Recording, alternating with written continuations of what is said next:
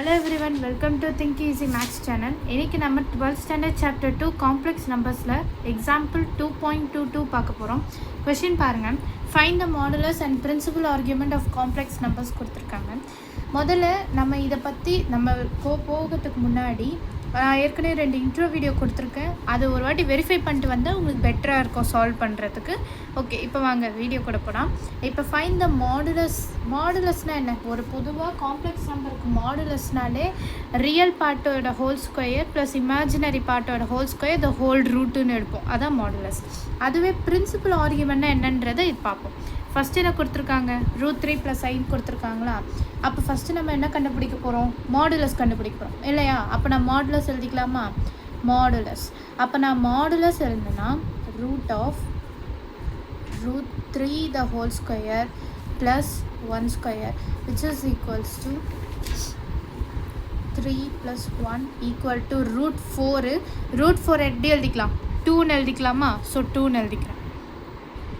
இப்போ அதையே நம்ம பிரின்சிபல் ஆர்கியூமெண்ட் அப்படின்னு சொல்லும் போது என்ன செய்யலாம்னா, பிரின்சிபல் ஆர்கியூமெண்ட்டுக்கு ஒரு ஃபார்முலா இருக்குது. என்ன ஃபார்முலானா alpha = tan inverse of y/x அப்படின்னு. ஓகேவா? அப்போ நம்ம எப்படி போடலாம்? tan inverse of y இடத்துல i. ஓகேவா? அப்போ எனக்கு 1 divided by √3ன்னு போட்டிருக்கோம். அப்போ நீங்கள் யோசிக்கணும், எதோடைய இன்வர்ஸ்? டேனோடைய எதோட இன்வர்ஸ் வந்து எனக்கு 1/√3 60 டிகிரி இல்லையா? சாரி 30 டிகிரி இல்லையா? அப்போ 30 டிகிரிக்கு நம்ம வந்து என்னென்னு போடலாம்? ஒன்று வெறும் 30 டிகிரின்னு போடலாம், என்ன π/6ன்னு போடலாமா? அப்போ எப்படி வரோன்னா ஆல்ஃபா = tan inverse of π/3ன்னு வருமா? 6ல் 30 டிகிரியில் ஆமாம் π/6ன்னு வருமா? அப்போ இந்த டேனை கேன்சல் ஆயிடுமா? அப்போ ஆல்ஃபா வேல்யூ என்னது? π/6. இப்போ எனக்கு ஆல்ஃபா வேல்யூ இது ஒன்றுமே கிடையாது பிரின்சிபல் ஆர்கியூமெண்ட். ஆனால் இது பிரின்சிபல் ஆர்கியூமெண்ட் தானா கன்ஃபார்ம் பண்ணிக்கிறதுக்கு நம்ம ஒரு விஷயத்தை செக் பண்ணணும். என்னென்னா, கொஷினில் வந்து நமக்கு ஒரு ரியல் நம்பர் கொடுத்துருக்காங்க, இமேஜினரி கொடுத்துருக்காங்களே, இதை நம்ம ப்ளாட் பண்ணோன்னா, அதாவது பாயிண்ட் வைஸ் எடுத்தோன்னா √3, 1 இது ரெண்டும் பாசிட்டிவாக இருந்தால் எந்த குவாட்ரண்ட்டில் இருக்கும்? கிராஃபில் 4 குவாட்ரண்ட் இருக்குது. அதில் எந்த குவாட்ரண்ட்டில் இருக்கும்னு பார்த்தீங்கன்னா ஃபஸ்ட் குவாட்ரண்ட்டில் இருக்கும். ஸோ ஃபஸ்ட் குவாட்ரண்ட்டில் இருக்கிறதுனால என்னோடய ஃபார்மில் எப்படி வரும்னா ஆல்ஃபா = θ இப்படின்னு வரும். அப்படின்னா உனக்கு என்ன வேல்யூ வந்திருக்கோ அதே தான். அதுதான் பிரின்சிபல் ஆர்கியூமெண்ட் ஃபைனலாக நம்ம டிசைட் பண்ணிக்கிறது. ஸோ அப்போ ஆல்ஃபா = π/6ன்னு எடுத்துக்கலாம். ஓகேவா? ஸோ இதுதான் என்னோடய பிரின்சிபல் ஆர்கியூமெண்ட், இது என்னுடைய மாடுலஸ்.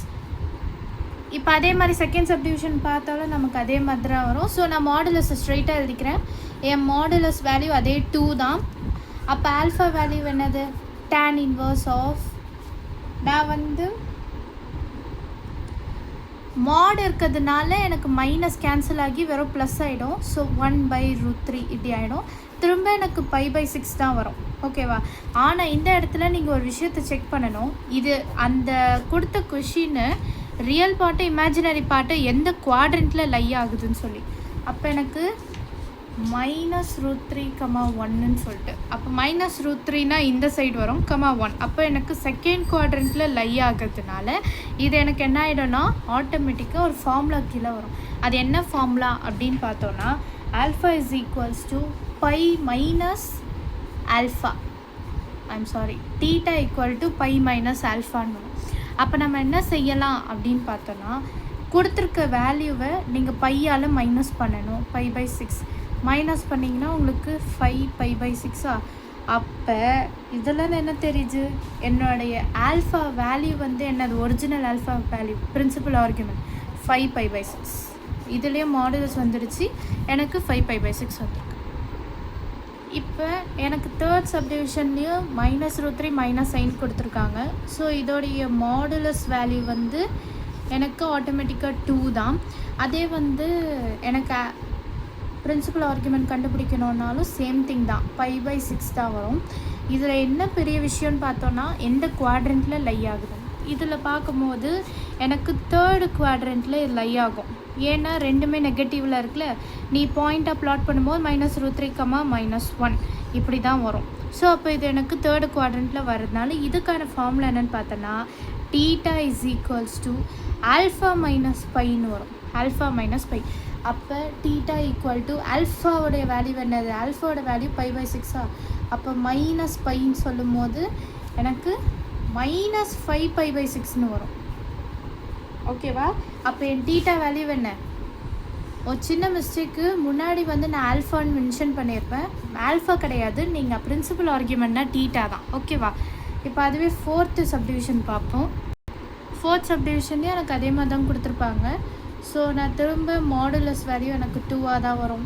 அதுவே எனக்கு வந்து ஆல்ஃபா வேல்யூ திரும்ப π/6 தான் வரும். நீ வந்து tan θ வச்சு சால்வ் பண்ணலாம். அப்போ இது வந்து எந்த குவாட்ரண்ட்டில் லை ஆகும்னு பார்த்தோன்னா ஃபோர்த்து குவாட்ரண்ட்டில் உனக்கு லை ஆகும். ஸோ ஃபோர்த்து குவாட்ரண்ட்டில் உனக்கு லை ஆகுறதுனால இதுக்கான ஃபார்முலா என்னென்னா -α. θ = -ஆன்னு வரும்.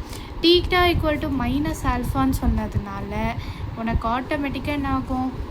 இந்த நமக்கு வந்திருக்க ஆல்ஃபா வேல்யூ நெகட்டிவில் வரும். அப்போ -π/6 இப்படி வரும். ஓகேவா? ஸோ இதுதான் என்னோட θ வேல்யூ. ஒவ்வொன்றுத்துக்கும் நம்ம மாடுலஸும் கண்டுபிடிச்சிட்டோம், அதே மாதிரி θ வேல்யூவும் கண்டுபிடிச்சிருக்கோம். அவ்வளோதான் இந்த சம். இந்த சம்மில் ஏதாவது டவுட் இருந்தால் கமெண்ட் பண்ணுங்கள். மறக்காமல் நம்ம think easy maths channel subscribe பண்ணுங்கள். தேங்க்யூ.